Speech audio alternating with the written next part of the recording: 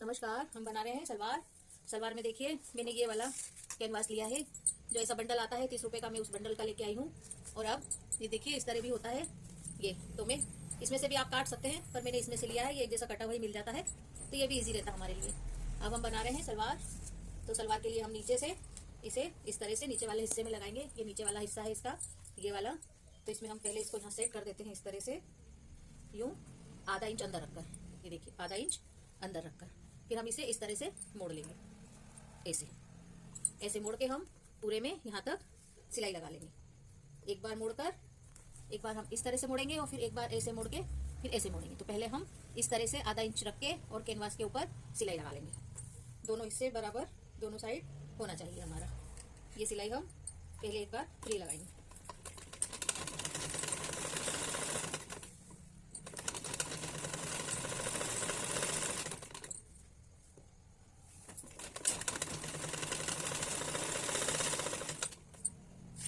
इसी तरह से दूसरे हिस्से में भी हम लगा लेते हैं। दोनों मोहरी एक साथ बनाएंगे ताकि हम उसकी डिजाइन बना सकें। और मशीन को एक बार एक के बाद एक लगाने में भी सुविधा होती है। दो पार्ट्स एक साथ बनाएं ताकि हम आसानी से सिल सकें।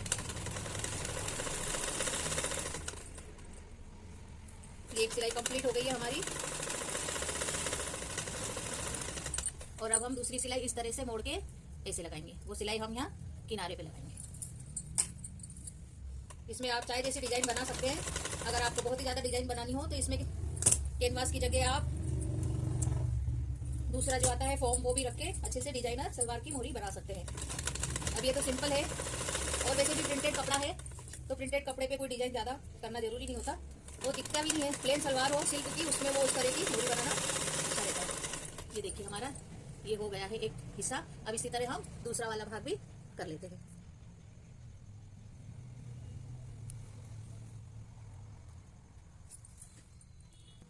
ये देखिए इस तरह से मैंने दोनों हिस्से सिल लिए हैं। अब इसमें आप चाहें तो सीधी सिलाई लगा सकते हैं 2 या 3, जिससे ये कैनवास सेट हो जाए। आप चाहें तो इस तरह से लहर वाली डिजाइन भी डाल सकते हैं। ये अपने पे डिपेंड करता है आप किस तरह की डिजाइन डालते हैं। मैं इसमें 2 सीधी सिलाई, एक तो इस किनारे से, यहाँ से इस किनारे से, और बीच में 2 सिलाई और लगा दूंगी ताकि ये हमारा कैनवास सेट हो जाए।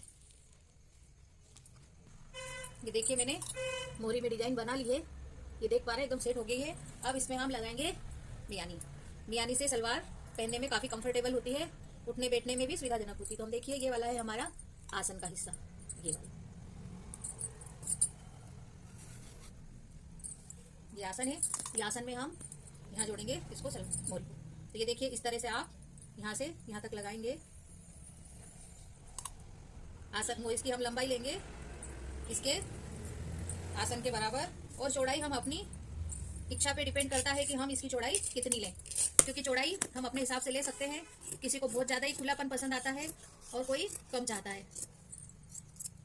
ये देखिए यहाँ से हम सिलाई में इतना दब जाएगा, ये आके मिल जाएगा हिस्सा ऐसा, ये यहाँ पर देखिए। और ये वाला इतनी मैंने चौड़ाई ली है, तो मैं बता देती हूँ आपको चौड़ाई। मैंने मियानी की चौड़ाई ली है 7 इंच, जो सिलने के बाद हमारी 6 इंच बचेगी। और लंबाई मैंने मोहरी को अपनी जो उसकी चौड़ाई थी बेल्ट की 8 इंच, तो हमने इसको 7.5 इंच ली है ताकि ये ऊपर तक ना जाए। इसे जोड़ने का तरीका है, देखिए इस तरह से सिलेंगे हम।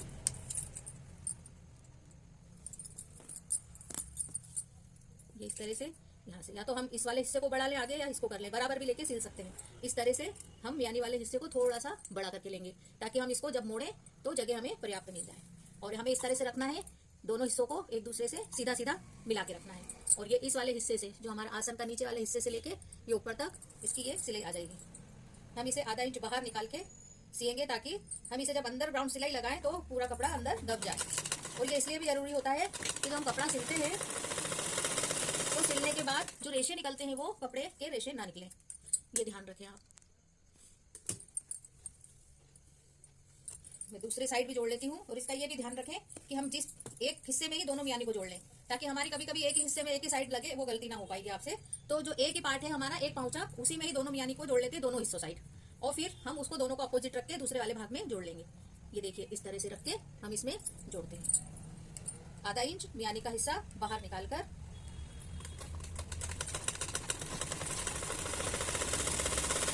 जब मियानी लगाएं तो ये सिलाई लगाना बहुत जरूरी है। इससे हमारे कपड़े के जो रेशे निकलते हैं वो रेशे नहीं निकलेंगे, और कपड़े को मजबूती मिलेगी। अब ये देखिए यहाँ से जो हमने लिया है ये वाला हिस्सा, इस हिस्से को हम इस तरह से मोड़ के सिलेंगे इसके ऊपर और इस सिलाई को यहाँ पर दबा देंगे इस तरह से।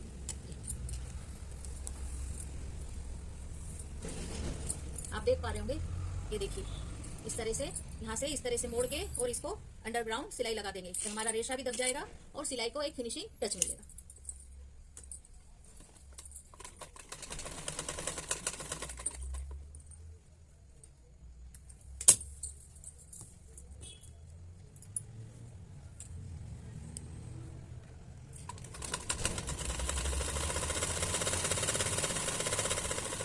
इस तरह से हम दूसरी तरफ भी सिलाई कर लेते हैं। ये देखिए आप अब इससे देखिए ये जो हिस्सा है हम इस तरह से मोड़ देते हैं यहाँ पर और ये मोड़ के इसके अंदर यूं करके सिलाई लगाएंगे तो ये हमारी पूरी सिलाई अंदर तक दब जाएगी और इस तरह से रेशे भी बाहर नहीं निकलेंगे। ये हमारी होती है अंडरग्राउंड सिलाई।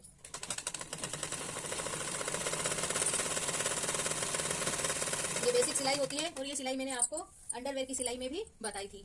उसके अंदर जो मियानी लगाई थी ना, वो मियानी में यही सिलाई लगाई जाती है। अब हमने दोनों साइड मियानी जोड़ ली है इसके हिस्से में और अब हम दूसरे साइड में भी इसको जोड़ देते हैं और हमारा ये जो पांचे का काम पूरा हो जाएगा। फिर हम बनाएंगे इसकी बेल्ट। ये दोनों साइड भी इसके इस तरह से हम सलवार को रख देते हैं और दोनों सामने वाला हिस्सा भी जमा लेते हैं। ये दोनों को इस तरह से आमने सामने रखेंगे इस तरह से। ये दोनों का इसका आसन और ये वाले हिस्से का सामने वाली सलवार का इससे का आसन का हिस्सा ये इस तरह से हम जोड़ देंगे दूसरे भाग में भी। तो ये हमारी मियानी दिख रही है आपको, ये यहाँ से दूसरे भाग में जुड़ जाएगी और ये पूरा हमारा सलवार का राउंड शेप बन जाएगा। तो देखिए हम दूसरे हिस्से में भी इस तरह से मियानी को जोड़ लेते हैं।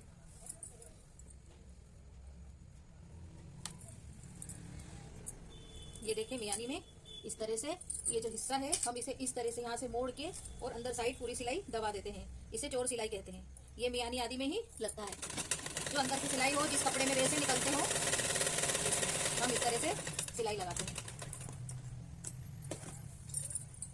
ये देखिए ये हमारी मियानी बन गई है इस तरह से। ये मियानी में चोर सिलाई लगाई हमने, देख सकते हैं आप इस तरह से मोड़ के। बिल्कुल आपका रेशा धागा बिल्कुल भी नहीं दिख रहा है इसमें। ये देखिए मियानी। अब हम इसको 4 हिस्सों में डिवाइड कर लेते हैं। ये पूरी मियानी सिल गई हमारी और अब सलवार को इस तरह से पूरी घड़ी कर लेंगे। ये मियानी बीच में आ जाएगी और इस तरह से हम इसकी घड़ी करेंगे। ये इस तरह से 4 घड़ी में इसे हम घड़ी कर लेंगे। ये मियानी वाला हिस्सा है, ये मियानी लग गई है इसमें और इस तरह से हम दोनों पार्ट्स को 4 घड़ी कर लेंगे और इसकी 1 घड़ी और करेंगे। तो इस तरह से हम इस सलवार को 8 हिस्सों में बांट लेंगे ताकि हमें कमर की पट्टी जोड़ने में दिक्कत ना हो। इसके लिए हम यहाँ हल्के से कट लगा देते हैं ताकि हमें पता चले कि हमारा कौन सा हिस्सा कहाँ है। हम जो सल डालने वाले हैं वो सल डालने के लिए ये जरूरी है। तो इस तरह से हमने इसे 4 हिस्सों में कर लिया है। ये हमारी मोहरी बन गई है। अब हम इसकी बेल्ट बनाते हैं। तो बेल्ट के लिए हमने एक कपड़ा ये पूरा ले लिया था और इसमें हम एक जोड़ लगाने वाले हैं। ये जो पने का पूरा कपड़ा लेने के बाद जो कम पड़ा उसमें हम इतना ये जोड़ लगाएंगे। यहाँ जोड़ लगा लेते हैं हम, फिर आगे की सिलाई करते हैं।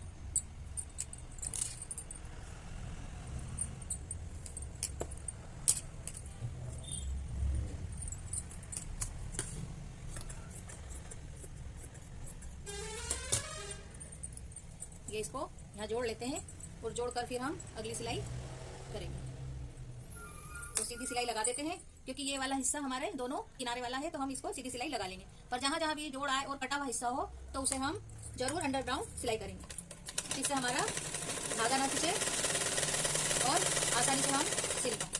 अब ये जोड़ लग गया है, जोड़ को हम डबल सिलाई करेंगे और जो ये वाला हिस्सा है हमारा, अब इसे हम इसमें नाड़ी के लिए जगह बनाएंगे। तो देखिए इस तरह से बनाएंगे हम।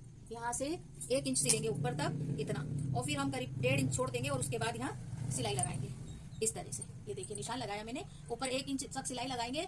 उसके बाद फिर हम करीब 2 इंच इतना छोड़ देंगे, इसके अंदर नाड़ी की जगह बनेगी और फिर उसके बाद नीचे वाली सिलाई पूरी सीधी लगा लेते हैं। तो पहले यहाँ से यहाँ तक और इसको वापस रिपीट कर लेंगे और छोड़ने के बाद यहाँ से यहाँ तक। इसको हम यहाँ से अच्छे से मजबूत कर देंगे ताकि बाद में सिलाई खुले ना। और फिर मशीन को उठाकर हम ये बीच में से करीब 2 इंच की जगह छोड़कर, ये देखिए मैंने इसमें 2 से 2.5 इंच की जगह छोड़ दी है और हम मशीन उठाकर अब आगे वाली सिलाई पे ले आएंगे और यहाँ भी इसको हम डबल टू डबल मशीन को आगे पीछे करके सिलाई को मजबूत कर देंगे। ये भी हमारी बेल्ट बनाने की स्टेप में एक विशेष सिलाई है। ये देखिए इस तरह से ये सिल गया है। अब ये बीच में इतना खुला रह गया है। अब ये वाला हिस्सा हम इसे यहाँ से सिल के मजबूत कर लेंगे। यहाँ से मशीन लगाएंगे यूं मोड़ते हुए। यहाँ भी अंडरग्राउंड सिलाई हो जाएगी हमारी इस साइड से।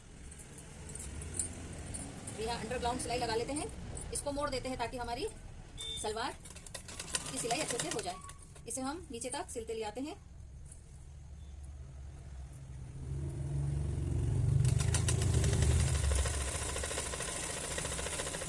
यहीं से हम इसे घुमा लेते हैं और दूसरे साइड वाली सिलाई को भी चपटी करते हुए, क्योंकि इस वाले हिस्से में किनार है तो मोड़ेंगे नहीं, पर ये इस तरह से हमारा कपड़ा खुला हो जाएगा, ये ध्यान रखिए। तो ये हमारा इस तरह से मोड़ेंगे तो देखिए इस तरह हमारी ये नाड़ी बनाने की जगह निकल आएगी। तो हम इस तरह से इसको सिलते हुए जाते हैं। ये देखिए ये बन गई नाड़ी के लिए जगह। अब हमारा ये काम इतना हो चुका है। ये देखिए अब हम यहाँ से इसे इस तरह से मोड़ेंगे, इस तरह से मोड़ के और यूं बनाएंगे।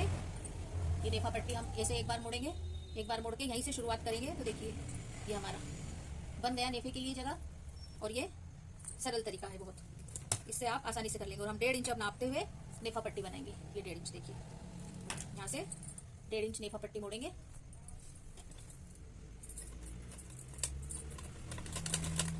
इसको फिर इस तरह से सिलते हुए पूरे राउंड में सिलाई कर लेते हैं। ये देखिए मियानी से मैं यहाँ तक इसे सिलते हुए ला रही हूँ। ये मैंने एक साइड प्लेट डाल दी है और इसका सेंटर आ गया है। अब मियानी से दूसरे साइड भी हम इस तरह से सिलाई लगा लेंगे। ये मैंने जोड़ दिया है चारों हिस्सों को आपस में, और मियानी से आगे चल के हम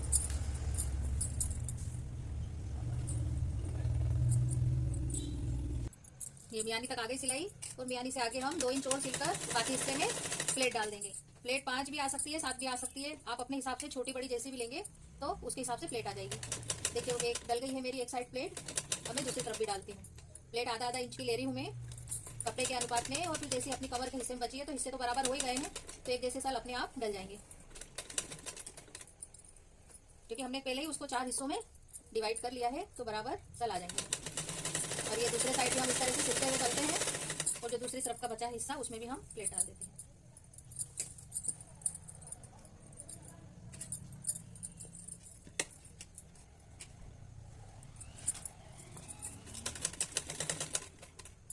अगर डायरेक्ट आप ना सिल पाए तो रख के पहले कच्चा कर ले और फिर उसके बाद सिलाई लगाएं। हाथ से टच कर ले सारे टाके और फिर लगाएं, तो आपकी सलवार एकदम बराबर बनेगी।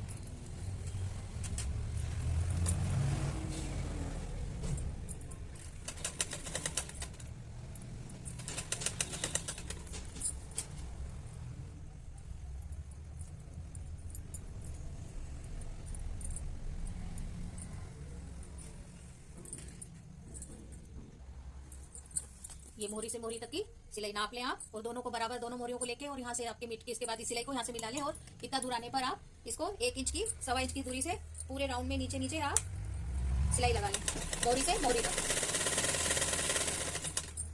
मोहरी से मोहरी तक सिलाई ये राउंड में पूरी सिल ली है मैंने सलवार, और सलवार हमारी कंप्लीट हो गई है। ये देखिए पूरी। अब यहाँ भी अगर आप चाहें राउंड में मियानी की यहाँ से इधर, अगर ये तो कॉटन का कपड़ा है, नहीं तो आप यहाँ भी इसको सीधा सिल के और फिर 1/2 इंच किनारे की सिलाई लगा के और फिर सीधा करके वापस उल्टा करके और आप इस तरह से इसको सिल सकते हैं। बाकी कॉटन का कपड़ा है तो इसमें ऐसी कोई जरूरत नहीं है। ये जरूरत पड़ती है आपको सिल्क आदि के कपड़े को सिलते समय, ये ध्यान रखना जरूरी है। तो हमारी सलवार तैयार है। मैं आपको देखिए हमारी सलवार सिलकर तैयार हो गई है। आधा घंटे का समय लगा और पूरी सलवार तैयार हो गई। तो आप इस तरह से आसान तरीके से सलवार सिए। Thank you for watching. Channel subscribe करना ना भूलें।